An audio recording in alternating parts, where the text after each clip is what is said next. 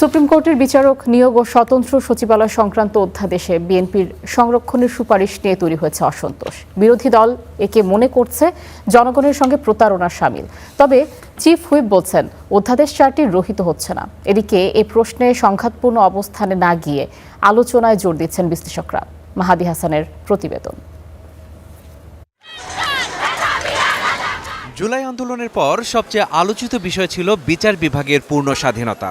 সে লক্ষ্যে বিচারক নিয়োগ ও আলাদা সচিবালয় গঠনে অধ্যাদেশ জারি করে এর কার্যক্রম নিশ্চিত করে অন্তর্বর্তী সরকার। তবে সেই অধ্যাদেশ সংরক্ষিতের নামে সরকার তা রহিত করতে চায় বলে অভিযোগ বিরোধী দলের। তারা বলছেন এর মধ্য দিয়ে পুরনো ব্যবস্থাকেই ফিরিয়ে আনার চেষ্টা চলছে। 95 অনুচ্ছেদের 2 সিতে বলা হয়েছে, যেটা সেখানে বলা হয়েছে আইন দিয়ে কিন্তু আপনি বিচারক নিয়োগের ক্রাইটেরিয়া সেট করতে পারবেন। এটা যদি সিতে সেভাবে থেকে থাকে, এই অধ্যাদেশটা কিভাবে আপনার বেআইনি হবে? আপনাকে তো প্রধান বিচারপতিকে সহায়তা করার জন্য এটা করা হয়েছে।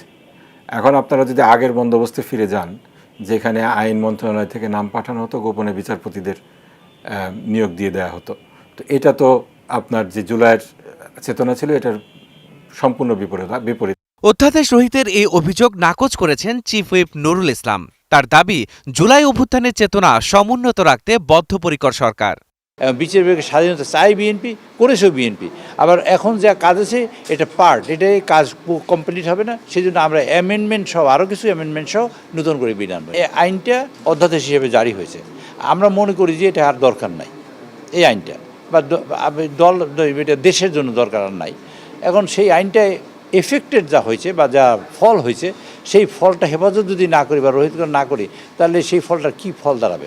সরকার ও বিরোধী দলের পরস্পর বিরোধী এই অবস্থানের মধ্যে বিশ্লেষকরা দিচ্ছেন গণ অভ্যুত্থানের চেতনা বিবেচনা করার পরামর্শ। বলছেন সংখ্যাগরিষ্ঠতার জোরে একপাক্ষিক ভূমিকা ভালো ফল বয়ে আনবে না।